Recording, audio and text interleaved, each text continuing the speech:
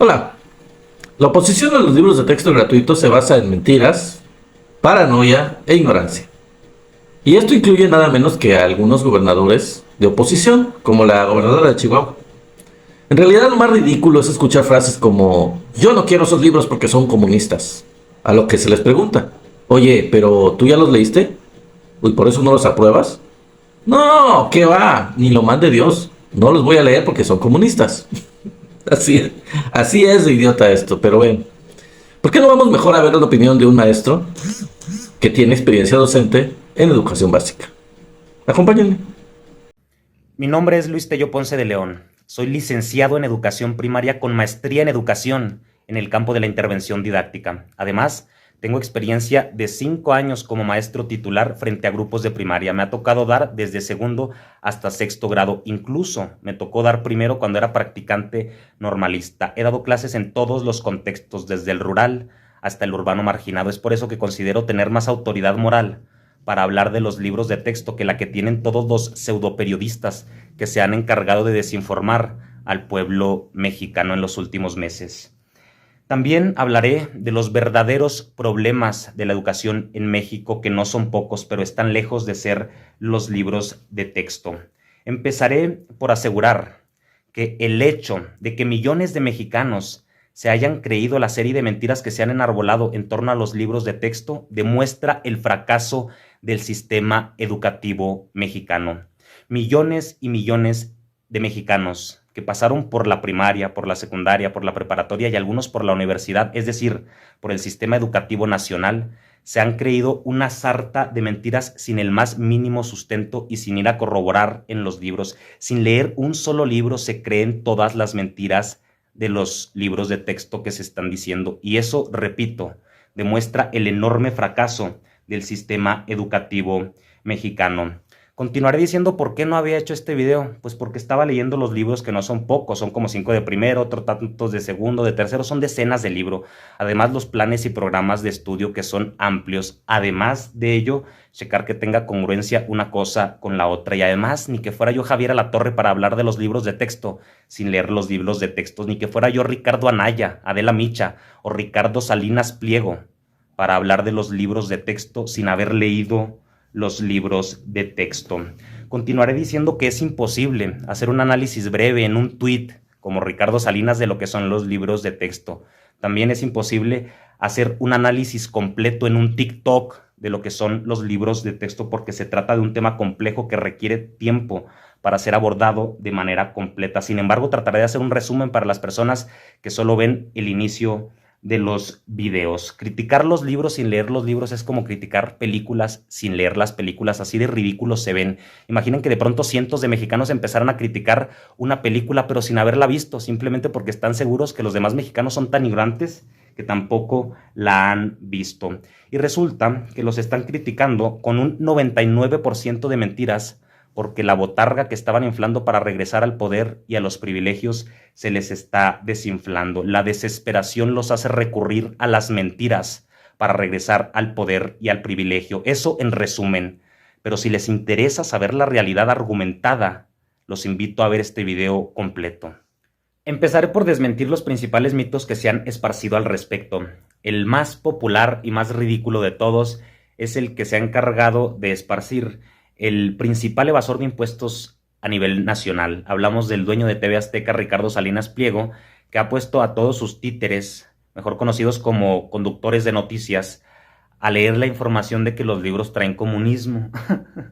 Es algo tan falso y tan ridículo que lo único que hace es demostrar la ignorancia de no tener la más remota idea de lo que es el comunismo, de lo amplio que es el comunismo, de la cantidad de libros que se requieren para conocer y comprender el comunismo a profundidad, y la ignorancia que representa el no haber hojeado ninguno de los libros de texto de México.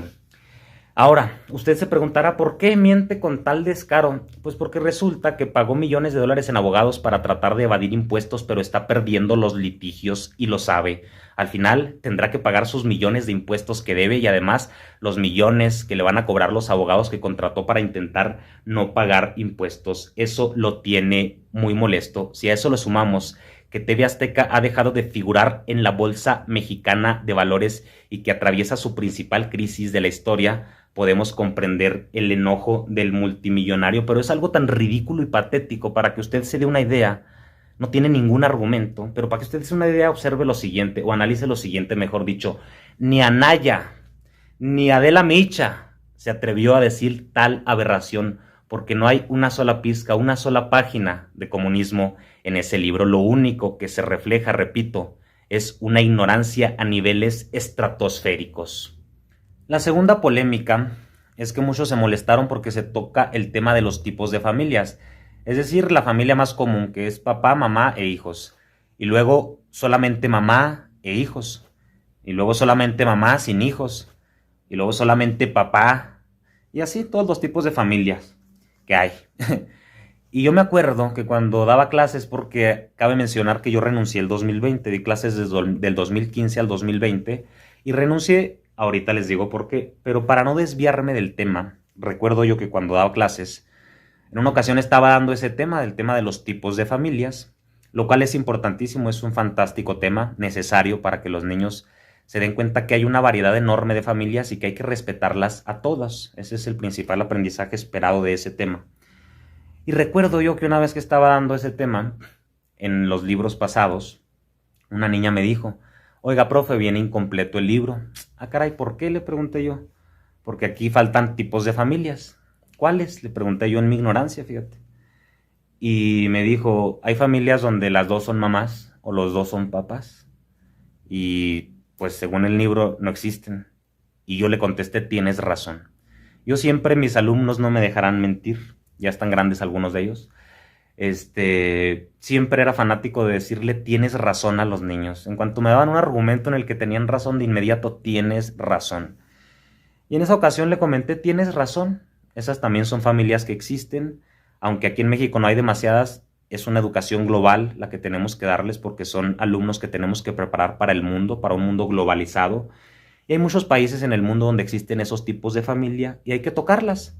Y hay que tocarlas simplemente para saber que hay que respetarlas y que existen y que son tan válidas como todas las demás. Por si ves a un hijo de una familia de ese tipo, respetarlo, nada más para eso. No es para sembrar ninguna ideología de que ya tienen que casarse hombres con hombres y mujeres con mujeres. No, de hecho la primera familia que viene es la común, papá, mamá e hijo. Luego enseguida la segunda más común, mamá sin papá, porque eso es muy común en México, que abandonen a los hijos y hijos. Y todas las familias, entonces lo único que se hizo en ese tema es completarlo. Estaba incompleto, ahora sí se ven todos los tipos de familia y lo que se promueve es el respeto a todos, ¿eh?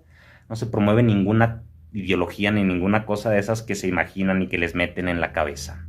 Número 3. Otra de las polémicas más sonadas, polémicas entre comillas, que se muestra el cuerpo humano ya en los grados más avanzados. Nada nuevo, ¿eh? O sea, desde que yo estaba en la primaria hay páginas donde se muestra el cuerpo humano. Y hay mamás que van y reclaman, profe, esas páginas no se las enseñan a mis hijos, dicen en la iglesia que está mal, cuando en realidad ni siquiera en la iglesia dicen que está mal.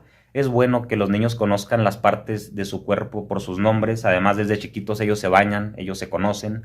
Es bueno que conozcan los nombres porque eso reduce las posibilidades de abuso en un país donde el abuso infantil es un problema sumamente gravísimo. Por lo tanto, el hecho de criticar algo que ayuda a evitar abusos retrata a la perfección a la oposición de la Cuarta Transformación.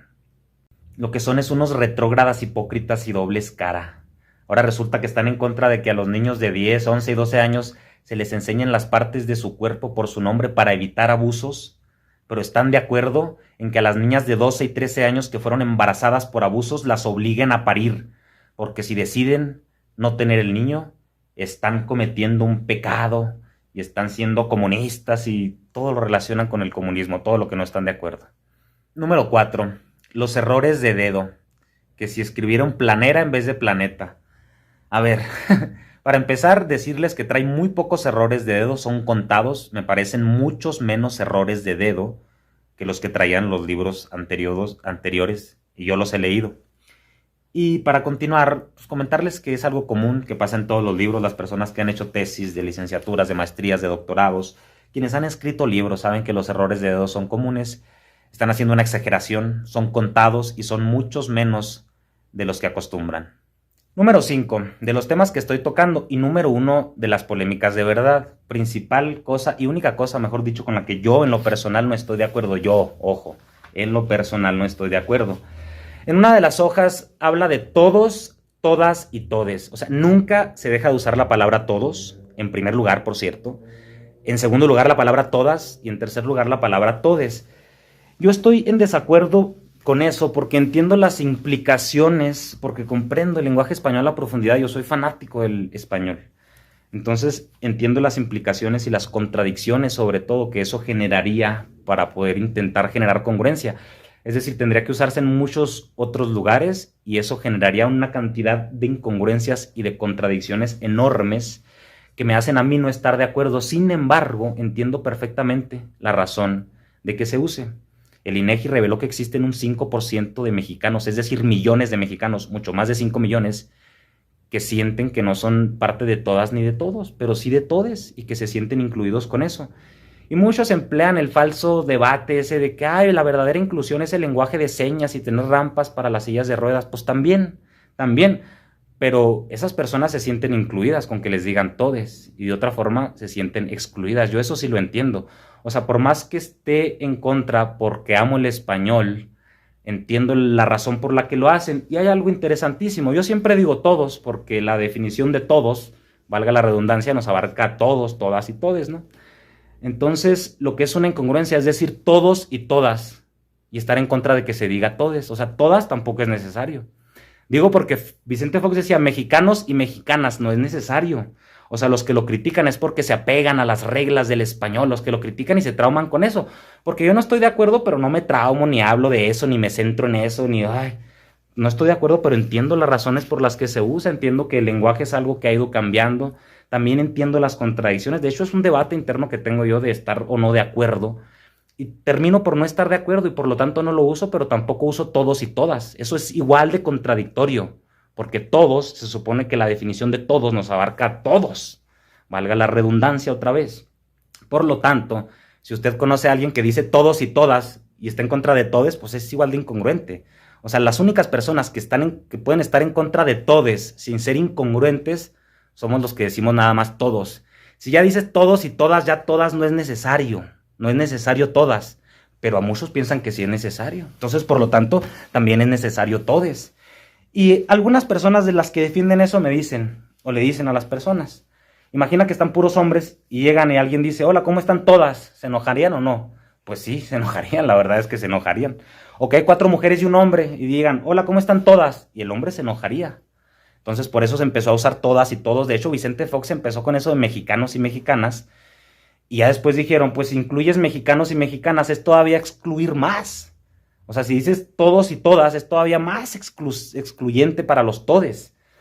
Por lo tanto, se decidió hacer eso en una sola página. Repito, estoy en desacuerdo, pero también como para hacer un escándalo y vivir traumado por eso, pues no, ¿verdad? Es una sola palabra, en los pronombres nada más, y sobre todo la intención. La intención es que todos se sientan incluidos, que todas se sientan incluidos y que todos se sientan incluidos. Yo no creo que sea necesario. Yo que soy un hombre blanco de 1,80 heterosexual atractivo, no creo que sea, pero pues mi opinión no debería contar demasiado al respecto. Es lo que la demás gente no entiende, que su opinión no es el centro del mundo.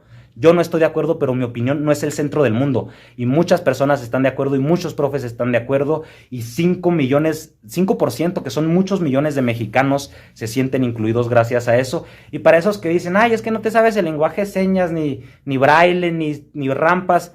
Pues mira, puedes excluirlos con el lenguaje de señas, porque no te lo sabes. Con las rampas, porque no las tienes. Con el braille, porque no lo manejas. Y con el todes, o puedes excluirlo nomás con estas 3 cosas. Así de fácil se les acaba ese argumento. O sea, ¿qué quieres? ¿Excluir a las personas con 4 cosas o con 3? Porque estas 3 no se pueden cambiar con una letra. A estas tienes que poner rampas y aprender el lenguaje de señas y braille. Entonces, ese es un malísimo argumento. A pesar de que yo esté en contra, ese no es un buen argumento. Entonces, sean autocríticos, analícenlo. Eso es lo único realmente polémico. Número 6 y último de las polémicas baratas. Barata igual que todos, menos que la anterior. Esa sí era polémica buena, para que vean. Ahí sí se pueden sacar buenos debates. Todas las demás, pues no, son ridículas de la oposición. Que se quieren eliminar las matemáticas, dice el chico en Little Anaya. ¿Cómo se puede ser tan extremadamente ignorante y todavía salir y presumir de la ignorancia sin darse cuenta ni medir la magnitud de lo ridículo que te ves? Pues eso es una mentira por completo. Simplemente se le cambió el nombre, se unió a otras materias como física y se le redujeron las páginas. todo lo anterior lo aplaudo y lo agradezco. Y me hubiera gustado que se hiciera antes, se estaban tardando. Y aquí se los explico. Ver matemáticas es de las cosas más estresantes para los alumnos. Para la mayoría de los alumnos, yo en lo personal, cuando estaba en la primaria, pues yo me sacaba puros dieces, me ponían el libro de matemáticas, yo encantado lo contestaba igual que los demás. Pero ya cuando era profe me di cuenta que eso le pasa a 4 o 5 alumnos por grupo y que la enorme mayoría del grupo, cuando escucha la palabra matemáticas, se alarma, se estresa, se asusta. Ver matemáticas tiene muchos caminos y el camino más intimidante, más aburrido, más monótono y más rutinario es el libro de texto. Se los dice un maestro, un licenciado en educación con maestría en educación y con experiencia, con años de experiencia frente a grupo. Es la manera más intimidante, aburrida y monótona que existe. Por lo tanto, en primer lugar, cambiarle el nombre, que ya se lo estaban cambiando, ya muchos libros se llamaban desafíos matemáticos, pero cambiarle el nombre ayuda psicológicamente a que muchos alumnos no se sientan intimidados desde antes de ver el tema, desde que les dice saquen el libro de matemáticas, desde que lo van sacando, ya están enojados, chin, otra vez matemáticas, horas aquí de sufrimiento. Y así, si no se llama matemáticas, pues ya por lo menos desde la sacada del libro no hay estrés. Ahora, reducir páginas obliga a los profes a buscar otras herramientas. ¿Por qué fue eso en el libro de matemáticas? ¿Por qué se redujeron las páginas del libro de matemáticas? Pues porque es lo más estresante para los alumnos. Existen muchas formas de llegar a los aprendizajes esperados. Y aquí viene lo más importante del análisis. A ver, mucha gente cree que los libros son un recetario o un instructivo y que los profes los deben de seguir. No, pues qué fácil sería ser profe. Lo importante en la educación no son los libros. Los libros lo único que son una herramienta, un instrumento o un apoyo, como quiera usted llamarles. Igual que puede ser un video, una herramienta, un instrumento, un apoyo. Igual que puede ser una canción, que puede ser un dibujo, una cartulina, un juego. Todo eso son instrumentos y herramientas. Y como todos los instrumentos y herramientas, a veces se usan y a veces no. No es porque ya tengas una herramienta, una llave, y seas mecánico, siempre la tengas que estar usando. Pues no, igual pasa con los libros. A veces los usas, a veces no. Tú como profesor tienes la libertad de brincarte las páginas que quieras, de omitir las páginas que quieras, de repetir las que gustes, porque tú eres el que conoce las características de tu grupo, el contexto en el que están inmersos sus alumnos, las condiciones familiares, las condiciones previas y un cúmulo de características que son necesarias para saber si un contenido de un libro le sirve o no a tus alumnos. ¿Por qué? Porque los libros son iguales para la clase alta de Monterrey que para la clase baja de Chiapas. Son los mismos los libros y los contextos no son los mismos, ni las características, ni las condiciones. Es decir, en múltiples ocasiones uno como maestro se topa un contenido que dices, este contenido no es para mis alumnos, está o muy abajo porque ya van más adelantados o está muy arriba y no lo van a alcanzar a comprender. Entonces me lo brinco y busco la forma de abordar ese aprendizaje esperado de otra forma. Porque lo importante, y esto es lo más importante del análisis, pongan atención, lo importante para la educación no son los libros, repito, son solo una herramienta. Lo importante son los contenidos, los aprendizajes esperados, el perfil de egreso y las competencias a desarrollar, que son muy similares a los aprendizajes esperados. Es decir, usted lee los aprendizajes esperados y para lograrlos puede usar el libro, puede usar cartulinas, puede usar canciones, puede usar videos, puede usar juegos, puede usar lo que usted quiera. Los profes en México y en casi todo el mundo tenemos esa libertad porque somos los que conocemos las características de los alumnos y el contexto en el que están inmersos. Por lo tanto, la enorme mayoría de los contenidos que vienen en los libros de texto no se acoplan a la perfección al grupo. Son contenidos generales, sumamente generales, que si bien te va, algunos empatan con el nivel que trae tu grupo, pero en la mayoría de las ocasiones no. Y pues lo más importante es que el maestro tiene la libertad de que siempre y cuando logres estos aprendizajes esperados, logres desarrollar estas competencias en los alumnos, logres este perfil de egreso, como le hagas, como Dios te dé a entender. Por lo tanto, si usted es profe y está en desacuerdo con alguna página del libro, pues brínquesela. Ya debería saberlo, que puede hacerlo. Si no le gusta el libro, si le parece insuficiente, pues compleméntelo. Si tan buenos le parecen los libros anteriores, pues ahí están en PDF.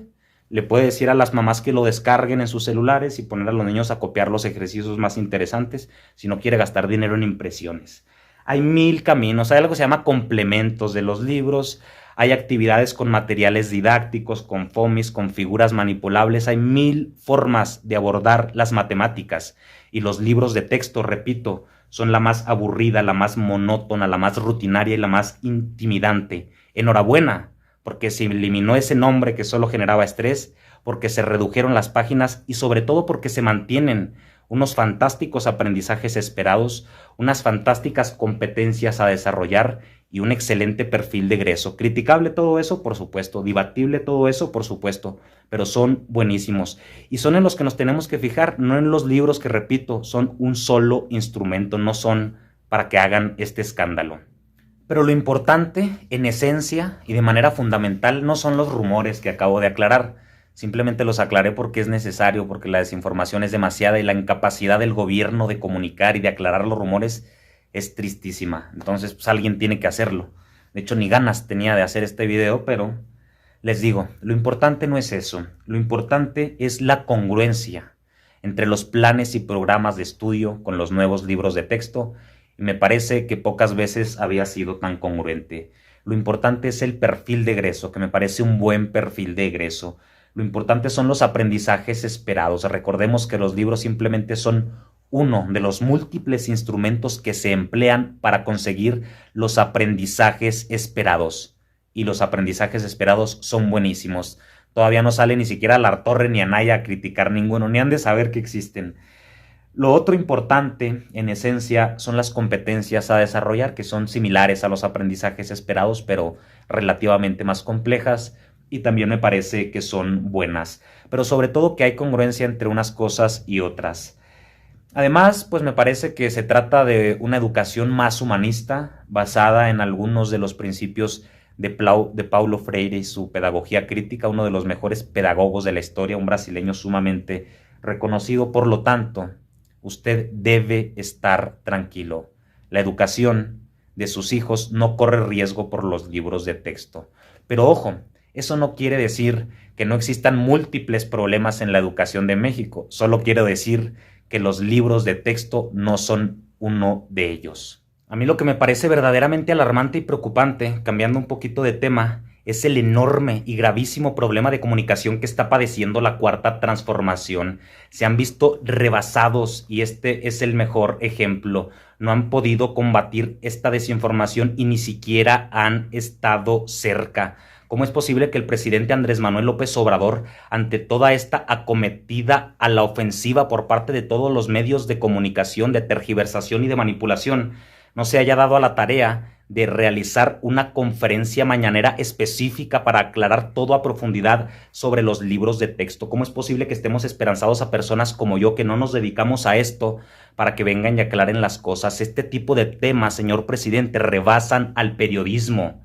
Aunque un periodista lea todos los libros de primero, todos los de segundo, todos los de tercero, de cuarto, de quinto y de sexto, aunque lea todos los planes y programas y los coteje con los anteriores, carecen de la experiencia. No hay periodista, ni el mejor. Hace poco tocaba yo el tema de los periodistas y se los recomendaba. Hay temas para los que están rebasados y este es uno de ellos. La educación es uno de los temas más importantes de México y del mundo.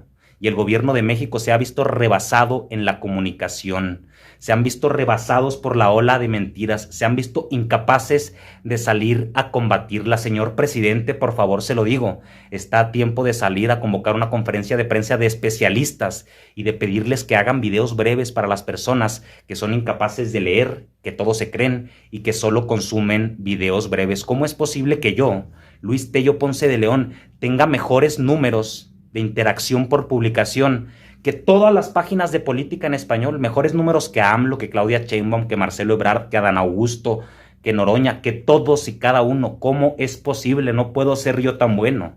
Lo que pasa es que están padeciendo un enorme problema de comunicación que no quieren ver y deberían verlo porque es alarmante. Y regresando un poquito al tema principal, voy a hablar de los verdaderos problemas de la educación en México, que son muchos, que se han venido arrastrando desde anteriores sexenios. Ningún problema es nuevo. Sin embargo, este gobierno ha sido incapaz de solucionar los problemas de la educación por completo, aunque cabe mencionar que este gobierno ha sido mucho menos malo en la educación que los gobiernos anteriores. Sin embargo, eso no le quita lo malo. En primer lugar, los sueldos de los profesores. El problema más grave, el problema por el que yo renuncié, el problema por el que miles de profesores renuncian, un sueldo sumamente pequeño para la enorme dificultad e importancia de la tarea que se desempeña. El presidente anunció hace unos meses que ya ningún maestro va a ganar menos de 16,500 pesos al mes. Me puse a investigar, los sueldos ahorita todavía de muchos maestros andan como 2,000 pesos abajo de eso, como 2,500 abajo de eso, andan como en 14. Entonces, quiere decir que ese aumento no lo ha aplicado aún. Sin embargo, se dice que para noviembre estará aplicado. Si en realidad a usted le importa la educación de México, exija que ese aumento se lleve a cabo. Yo para diciembre, si no lo han hecho, voy a ir a la mañanera a exigirlo. Obviamente son 16,500 menos los descuentos, pero ahorita ganan mucho menos los descuentos. No quiere decir que ahorita ganen 14,000, ganan 14,000 menos los descuentos, que son como 11. Pero ese aumento es importantísimo. El segundo problema más importante es la falta de apoyo de los padres de familia. Hay padres de familia que mandan a sus niños mal comidos, mal vestidos, mal bañados, mal aseados, que hostigan a los padres de familia, que no les forran los cuadernos, que no les echan ni un lápiz en la mochila. Ahí andan los pobres niños consiguiendo una pluma para poder trabajar. Ahí andan los pobres niños consiguiendo resistol y tijeras para poder realizar sus trabajos. Los papás no se echan ni una vuelta a la escuela, no van a la escuela, y cuando van es para criticar al maestro y echarle la culpa de todos los problemas de su hijo, como si no fuera el culpable principal el padre y la madre de familia. Así que el sueldo y la falta de apoyo de los padres de familia, el hostigamiento de los padres de familia son los dos principales problemas. El tercero es la brecha salarial enorme que hay entre profesores de grupo, directores, supervisores, asesores técnicos pedagógicos. El que hace prácticamente todo el trabajo es el maestro de grupo. Los que van nada más a chingar, que no hacen nada, nada más a exigir y a fiscalizar, son el supervisor, el ATP, el director, y son los que tienen unos sueldazos. Si el gobierno se preocupara realmente porque primero los pobres dejarían, es más, se lo propongo a Claudia Sheinbaum, a Adán Augusto o al que sea el próximo presidente, que durante sus primeros 3 años de gobierno se reduzca la brecha salarial en el magisterio mexicano, que dejen de aumentarle el salario durante algunos años a los supervisores, a los directores, y que todo ese dinero que les iban a aumentar se lo aumenten a los profes de abajo, porque a veces dicen, le vamos a aumentar el 3% a los supervisores y el 8% a los profes. Pues el 3% de lo que ganan los supervisores es un aumento más grande que el 8% del sueldo raquítico de los maestros. Así que la brecha salarial es el tercer problema grave. Y el otro problema que yo identifico gravísimo es la carga administrativa enorme que se les pide a los maestros. A mí me encantaba dar clases, yo amaba dar clases, pero todo lo que no era dar clases, todos los papeles innecesarios que les piden, todos los perfiles que les piden, todas las cosas que les exigen, lo que les deberían exigir es que fueran puntuales, que estuvieran ahí siempre y que entregaran resultados. Todo lo demás son hostigamientos administrativos innecesarios, y todo esto genera que muchos profes, al igual que yo, renuncien a su plaza, profes con amor, profes con vocación para enseñar. A mí me encanta enseñar, pero ya no lo hago porque no quiero tener ese sueldo raquítico, ya no lo hago porque no quiero que me estén hostigando los directores, los supervisores, los ATP, ya no lo hago porque no quiero que me estén molestando los padres de familia que no apoyan, pero que bien que molestan. Esos son los verdaderos problemas de la educación y no veo a nadie preocupándose por ellos. En vez de andar diciendo que ay, los libros de texto, dedíquese a mandar bien comido a su hijo, bien limpio y con todos los materiales. Dedíquese a apoyar al maestro y no a criticarlo. Recuerde que la principal tarea de la educación de su hijo es de usted y no del maestro de su hijo. Sin embargo, ninguno de estos problemas nació en este gobierno. Todos se vienen arrastrando a lo largo de toda la historia de México. Incluso antes eran más graves. Por lo menos desde que llegó AMLO, se le aumenta a los profes el doble de lo que se les aumentaba antes por año. Y no es que sea mucho, antes se le aumentaban a los profes que menos ganan más o menos 150 pesos al año. Ahora se les aumenta más o menos 350 pesos al año. O sea, es decir, la cuarta transformación es mucho menos peor que la derecha. Eso es más que evidente, sin embargo, es insuficiente. Es cierto y es plausible que han entregado muchísimas becas y que han ayudado a muchos jóvenes en el nivel medio superior. Pero también es cierto que quedan muchísimos problemas y que debemos pugnar porque sean atendidos en los próximos sexenios de la cuarta transformación.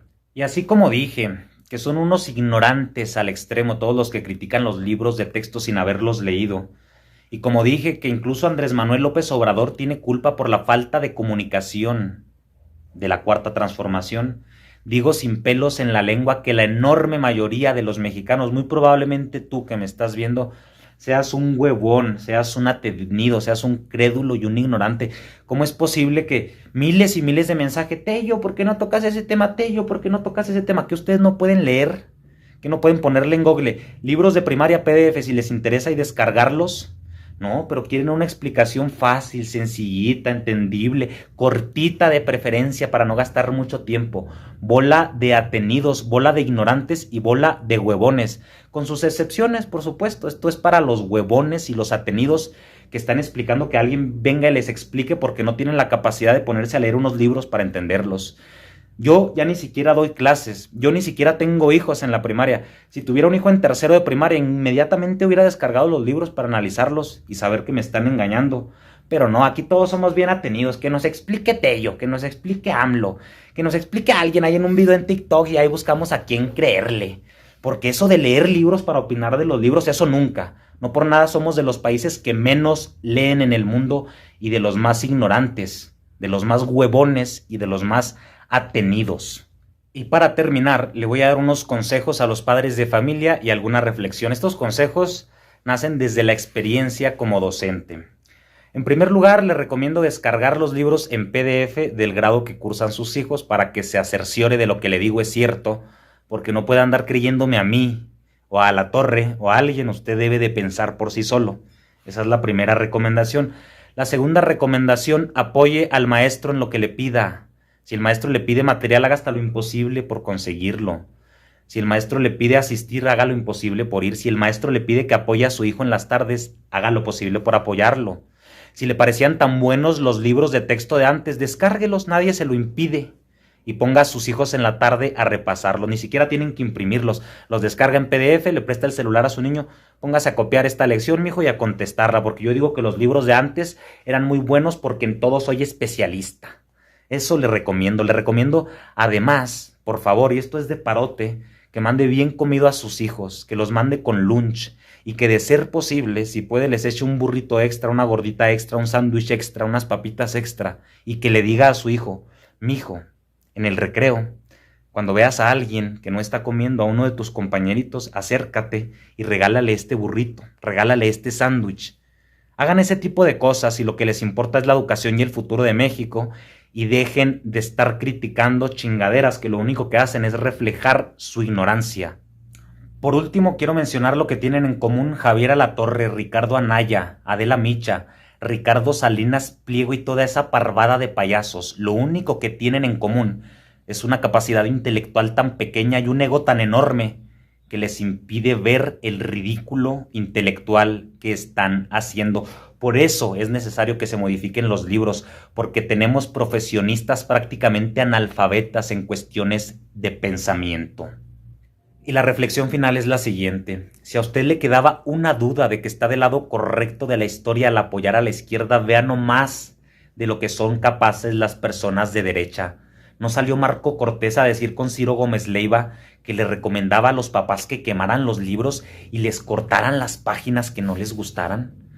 En Televisión Nacional diciendo que son libros comunistas sin una sola prueba y sin un solo argumento.